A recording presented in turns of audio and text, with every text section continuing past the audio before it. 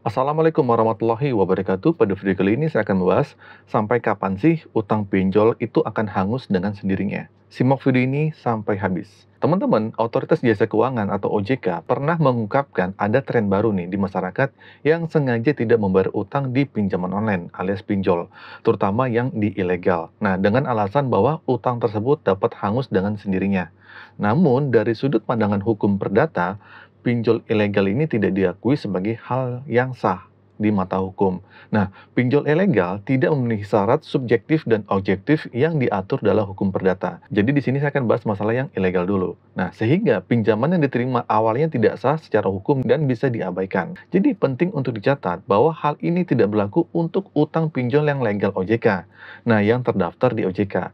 Pinjaman dari yang legal telah memenuhi persyaratan hukum yang berlaku, sehingga pinjaman tersebut dianggap sah dalam pandangan hukum. Selain itu, setiap pinjaman yang disalurkan oleh pinjol legal juga harus memenuhi semua peraturan yang telah ditetapkan oleh OJK atau Asosiasi Fintech Pendanaan Bersama Indonesia atau yang disebut dengan AFPI. Nah, mulai dari suku bunga hariannya hingga praktik penagihan hutangnya kepada nasabah yang sedang gagal bayar.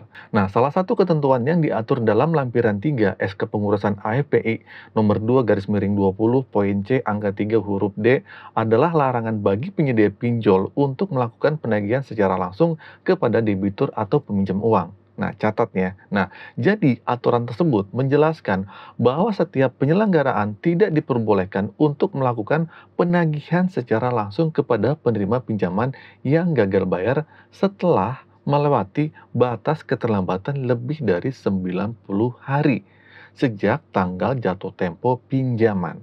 Nah, saya terangin lagi.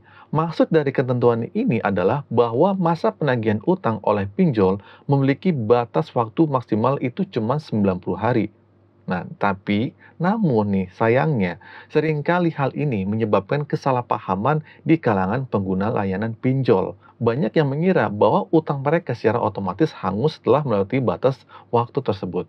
Kalau mau bilang hangus ya silahkan, itu mah asumsi kalian saja. Nah, tapi penting untuk dicatat bahwa bagi debitur yang gagal bayar lebih dari 90 hari sejak tanggal jatuh tempo pinjaman, pihak pinjol itu diizinkan oleh OJK untuk menggunakan jasa pihak ketiga atau perusahaan penagih yang diakui oleh OJK. Nah, selain itu juga, pihak pinjol juga berhak menunjuk kuasa hukum untuk mengambil tindakan hukum terhadap debitur yang masih berutang, sesuai dengan ketentuan peraturan perundang-undangan yang berlaku. Nah, jadi dengan demikian dapat disimpulkan bahwa jika pengguna layanan pinjol memiliki utang yang belum dibayarkan lebih dari 90 hari, penyelenggara pinjol itu tidak diperbolehkan menagih secara langsung.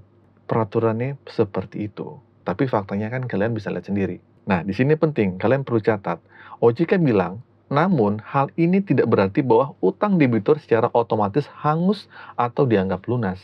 Utang tersebut tetap wajib dibayar. Katanya seperti itu. Nah, jadi perlu diingat bahwa setiap kredit macet akan dilaporkan oleh pihak pinjol kepada OJK melalui Slik OJK atau sebelumnya dikenal dengan BI Checking. Nah, hal ini dilakukan untuk menyulitkan pengguna pinjol untuk mengajukan pinjaman di yang lainnya. Nah, jadi oleh karena itu, pentingnya bagi masyarakat untuk memahami dan mengelola utang secara bijak agar dapat mematuhi peraturan dan dilindungi dari konsekuensi hukum yang mungkin akan timbul. Nah, jadi kesimpulannya nih, penanganan utang pinjol di Indonesia melibatkan berbagai aspek hukum dan regulasi yang harus diperhatikan baik oleh penyelenggara pinjol maupun oleh para debiturnya.